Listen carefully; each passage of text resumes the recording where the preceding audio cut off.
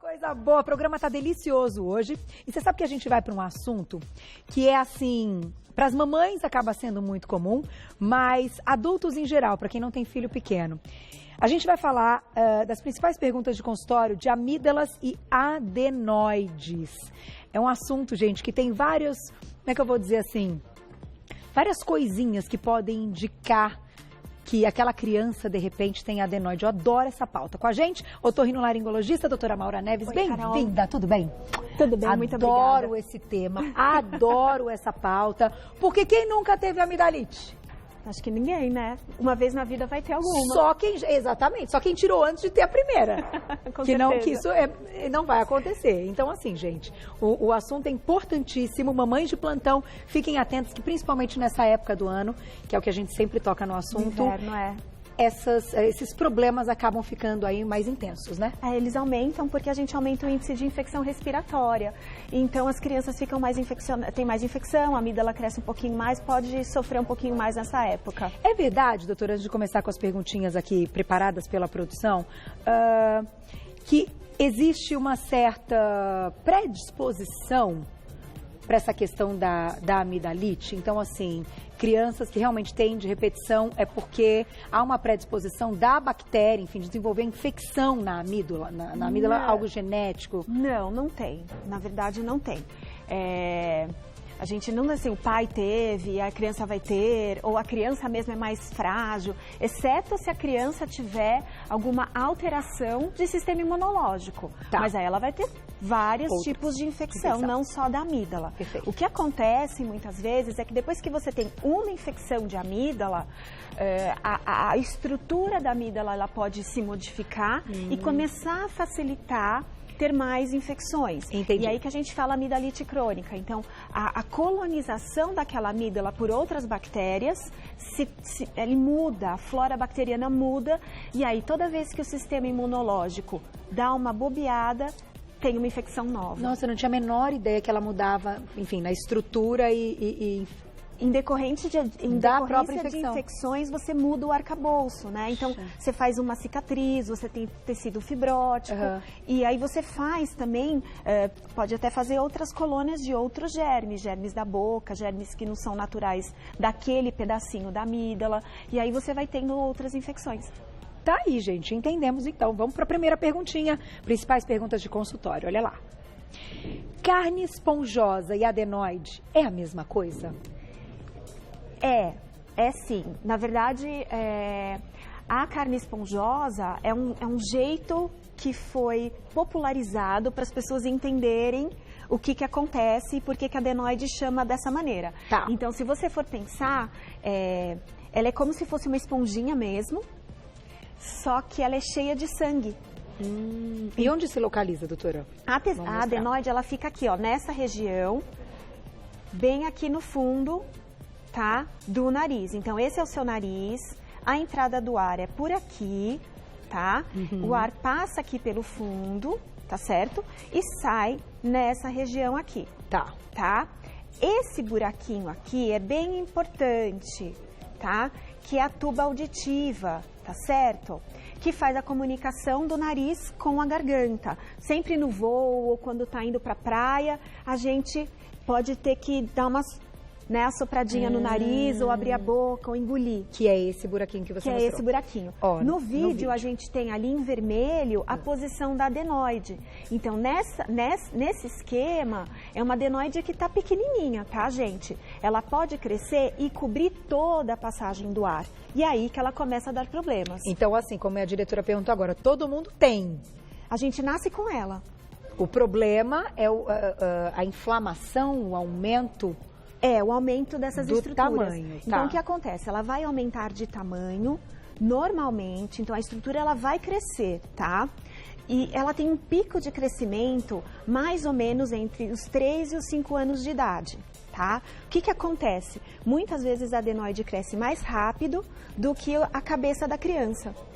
Entendi. Tá? E por que nessa idade? Porque é a idade que as crianças começam a ter muito mais contato com as outras crianças, em torno de 3 a 5 anos. Isso era a média que nós tínhamos. Agora a gente tem observado algumas crianças que já começam a sofrer um pouquinho antes, porque é uma média, né? Pode ser um pouquinho antes, até um pouquinho depois. Então agora, como as crianças indo para a escolinha mais cedo, esses problemas eles têm também ficado um pouquinho mais cedo. E doutora, tem algumas características que a gente pode considerar aí clássicas daquele paciente que tem adenoide? Porque já ouvi dizer algumas do tipo, a criança que dorme com a boquinha aberta, a criança que não tem um crescimento adequado para a idade, porque não atinge ali o GH noturno, enfim. Isso é verdade? Isso é verdade, porque o que acontece com a criança que tem essa obstrução, que vai gerar uma obstrução respiratória, né? Então, o mesmo buraquinho aqui da frente precisa ter um buracão aqui atrás para passar o ar. Certo? Então, se o ar não consegue passar porque a gente tem uma obstrução aqui, a criança vai abrir a boca. E aí, à noite, o que acontece? Ronco.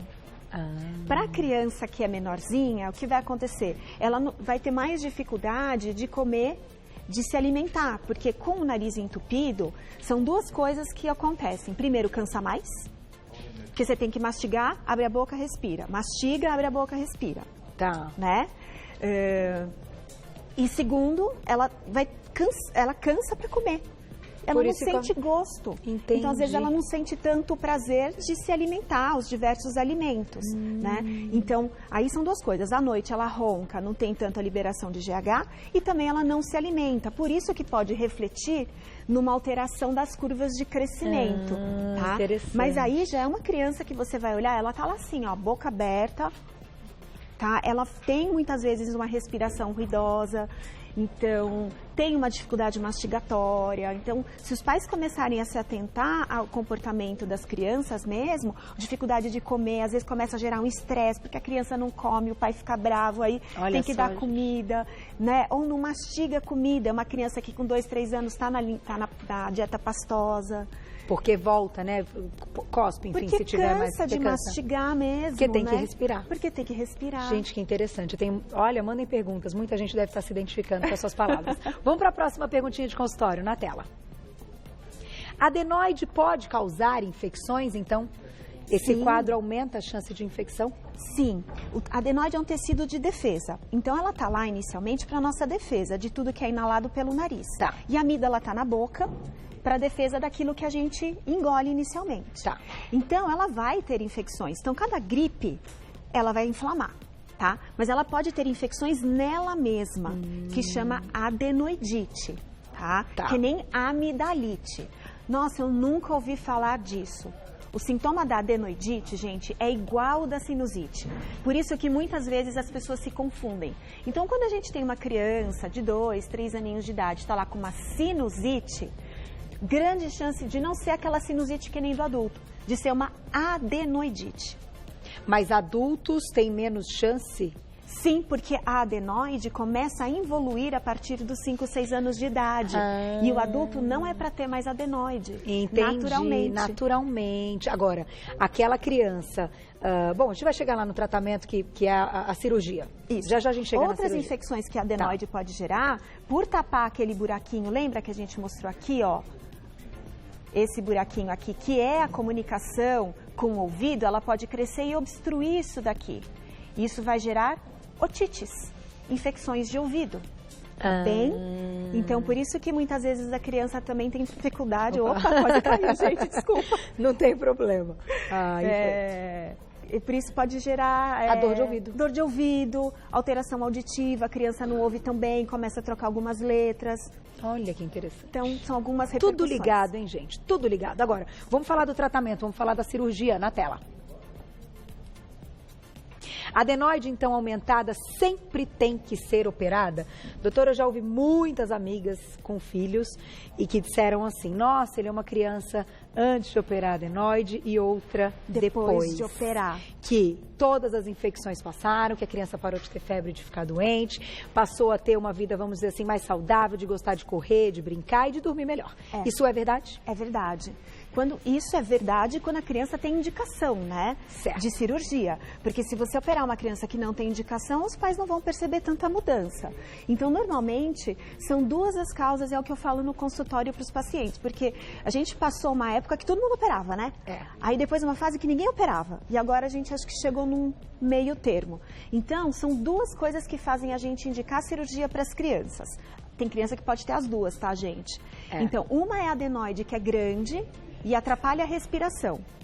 E a segunda são infecções de repetição, tanto do ouvido ou sinusites de repetição na criança. Tá. E aí tem que haver uma investigação e unir esse quadro clínico que a gente comentou. Exatamente. Tá. Exatamente. Então, se a criança tem 3, 4 otites em um espaço de um ano, com sinusites, então são muitos antibióticos, né? Então, independente do tamanho da adenoide, ela pode ser grande ou pequena, ela está dando problema, a gente opera. Se a criança está com a boca aberta, não consegue respirar, ronca à noite, a adenoide está dando problema. Então, a gente intervém. Puxa vida. Vamos mostrar então como é que é a cirurgia. Na tela, então, a gente tem uma ilustração bem interessante. Olha lá. Então, a gente sempre usa, né? É sempre em hospital, com anestesia. Então, a primeira coisa, a gente pega uma veia, né? A gente faz os medicamentos para dormir. E a cirurgia é por dentro da boca, não tem nenhum corte. Então, ali a gente vê as duas amígdalas, que são as bolinhas nas laterais, e atrás, aí é a amígdala, e lá no fundão a gente vê a adenoide. Então, o que a gente faz? A gente faz um corte ali, que é essa linha pontilhada, e a gente retira toda a amígdala. E ali no fundo também a gente retira toda a adenoide. A gente faz na adenoide como se fosse uma raspagem.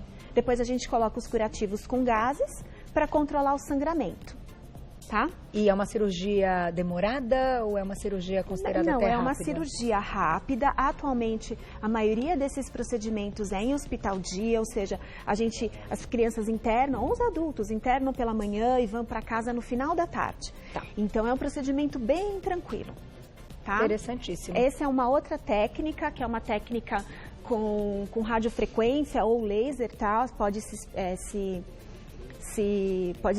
O esquema pode se referir aos dois, que a gente também pode utilizar. Nessa técnica a gente tem menos sangramento, né? São as técnicas mais modernas que vêm aparecendo hoje em dia. Tá aí. Tá aí, é bem tranquilo, gente. Bom, todas as minhas amigas que os filhos fizeram foi realmente outra vida, né? Quando tem indicação, exatamente. Quando tem indicação, eu acho que é importante. Interessante saber disso. A criança fica muito melhor, né? É outra criança, outra criança, não tem mais infecção, come. Tem criança que fala... Cresce. Nossa, dispara o crescimento. Tem mãe que às vezes comenta assim comigo, poxa, Maura, eu fui dar uma mão pro meu filho, ele pediu uma mão. Eu falei, ele pediu uma mão? Eu também não entendi, mas ele falou, nossa, mamãe, é tão gostoso. Não sabia o gosto. Ele não lembrava do gosto de uma mão, porque também tem uma dificuldade de sabor, né? Então... Mas deve ter muita pergunta mandando pra gente, hein, Glaucia, aí que, claro, a gente fala da parte adulta, já a gente vai falar das amígdalas, mas a gente tem um público aí com filhos pequenos que eu sei que é imenso, que me escrevem sempre. Vamos lá, perguntinha de consultório, mais uma. Dor de garganta tem relação com as amígdalas? São elas que inflamam ou infeccionam? São elas que inflamam ou infeccionam, sim, mas não só elas. Uma das coisas que eu sempre falo para os meus pacientes é assim, se vai operar a amígdala, não significa que não vai ter dor de garganta nunca mais, porque certo. A garganta é todo espaço que a gente tem, a amígdala. Então, a amígdala é um grande foco de infecção de bactéria, aquela que precisa de antibiótico, tá? Então, quando você tira a amígdala, ela para de ter essa infecção bacteriana, mas você pode ter diversas infecções virais no resto da garganta. Doutora, tem uma coisa interessante ligada às amígdalas, por isso eu adoro essa pauta, porque quando a gente é mãe, a gente vai descobrindo um monte de coisa. Me diga se isso realmente é verdade, tá? Quando a gente fala de dor de garganta e que às vezes a criança fica um tempinho ali, que vocês falam que tá incubado, assim, né? Ela já tá com o vírus, enfim, ou a bactéria, mas apresentou todos os sintomas. Tipo, começa uma febre e tal, e depois de uns dias você vê que a amígdala às vezes está ali com um pulso. É verdade que quando a gente fala de amígdala, a febre é uma febre alta? É assim, algo que vem junto com a amidalite? Depende do fator infeccioso.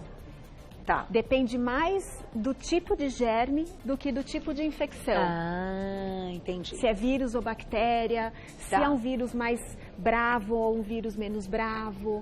E também depende do sistema imunológico. Nem tanto se é na amígdala, uma infecção de dente, ou no dedo do pé, enfim. Isso não tem relação, então? Não, é mais pelo germe. Porque as mães falam, as avós sempre comentam, né? Ai, a febre é altíssima. É garganta, né, Juju? Já ouviu essa, né? Juju, porque a gente pensa assim, febre muito, muito alta, a gente já pensa, deve ser vírus. Porque vírus, às vezes, faz umas febres assim, 38, 39, das mães, assim, ficarem desesperadas. E não aparece nada. Fica só aquele febrão e todo mundo com aquela cara assim, ai, cara, puxa vida, e agora, né? Agora? Da onde que tá a febre? Então, nesse sentido, sim. Tá aí. Tem mais perguntinha? Ah, não, tem um vídeo pra gente mostrar, falando aí da amígdala, pra gente ilustrar a pergunta, né? Olha lá. Então, as amígdalas, elas ficam nessa região da garganta, tá? Um pouquinho mais para cima, lá no fundo, né? Aí elas estão piscando em vermelho para vocês, tá? E a gente tem em volta toda uma região também de tecido linfóide. Esse espirro que ele deu, realmente ele espalha todos os fatores infecciosos. A hora que ele toca, tocou nos olhos, na boca, e aí que se dá a transmissão. Por isso que a amígdala está posicionada ali, como o primeiro bloco de defesa para o nosso corpo, tá? Uma coisa que perguntam muito é se tirar a amígdala, se fica com problema no sistema imunológico, tá? E não fica. Não fica. Tá? É tranquilo. Porque muitas vezes quando a gente chega para tirar a amígdala, ela já perdeu a função dela de defesa. Tantas infecções que ela teve ou mudança mesmo da arquitetura, da estrutura. Como você comentou. Exatamente. Então a indicação para a retirada da amígdala seria quantas vezes no ano, para a gente ter uma ideia? A gente tem uma média, que é um guia que a gente tem dos nossos livros, mas é muito variável, tá? Variável eu vou explicar por quê. São 3 infecções em 6 meses ou 4 em 1 ano. Tá? De infecções que a gente já pode operar a amígdala. Porém, se a pessoa tem uma infecção com uma complicação, com um abscesso, que é uma infecção que é muito severa, a gente já pode entrar com a cirurgia na sequência. Tá aí. Tem perguntinha do público, gente? Tem, Gláucia? Então vamos do público, olha lá. Dani, obrigada, um beijo pra você. É possível impedir a formação de cásios nas amígdalas? Então, o que seriam os cásios? Os cásios são restos de alimento que caem nas criptas da amígdala. A amígdala não é lisinha, ela é toda cheia de vales. E aí, pequenas partículas de alimento caem ali. Formam umas bolinhas brancas que têm mau cheiro. Nós chamamos de cásio. Dependendo da forma da amígdala, não tem como impedir. Eu sugiro muitas vezes fazer só um gargarejo, para tentar tirar, ver que se solta aquele alimento que fica preso e ele sai com mais facilidade, mas muitas vezes não é possível evitar a formação. E com o que faz gargarejo? Água morna, às vezes se quiser fazer com um pouquinho de sal, mas é mais o turbilhonamento da água do que qualquer coisa que você use. Tá aí. Vamos falar da maçãzinha? O que você trouxe aqui, doutora? Então, eu trouxe algumas coisas de pós-operatório, que todo mundo me pergunta se é verdade ou não, né? Então, assim, operou a amígdala, é verdade que é só sopa? É. E o sorvete é verdade? É também. Então, sorvete é verdade. Mas não pode ser quente, então a sopa tem que ser fria. Fria a temperatura ambiente, tá, gente? Muita água faz bem pra garganta. E a maçã não faz bem, não é que não faz bem para a amígdala, ela não faz nada para a amígdala. Ela melhora um pouquinho a sua voz, por ser um pouquinho adstringente. Por isso que tem muitas pessoas que comem uma maçã quando vão falar ou vão cantar, tá bem? Mas não pra amígdala não faz nada, faz muito bem para o seu organismo. Pode comer, mas não vai achando que a amígdala vai ficar boa só por causa da maçã. Tá aí, gente. Eu quero agradecer as perguntinhas. E, de fato, a gente aprende muito. Eu acho que são quadros aqui que a gente sabe que acontecem muitas vezes com algumas crianças com repetição, né? Das amígdalas, aí pode prolongar, enfim, fase adulta, como você comentou. Mas o importante é que tenha orientação, que seja feito, né, de forma correta o diagnóstico para depois dar tudo certo. Exatamente. Gente. Com calma, com tranquilidade. Muita calma, exatamente. Não é fácil. A doutora sabe. Não. Porque a doutora, além de otorrino, ela é otorrino pediatra. Então, nessa época do ano, eu sei que o negócio pega fogo. Quem quiser saber mais do trabalho dela, pode segui-la lá no Insta, @medprimus, tá? É o Insta da clínica, @med, o D é um D mudo, Primus, o S no final. E a clínica, então, Med Primus. Muito obrigada mais uma vez, Obrigada, doutora. Carol. Parabéns.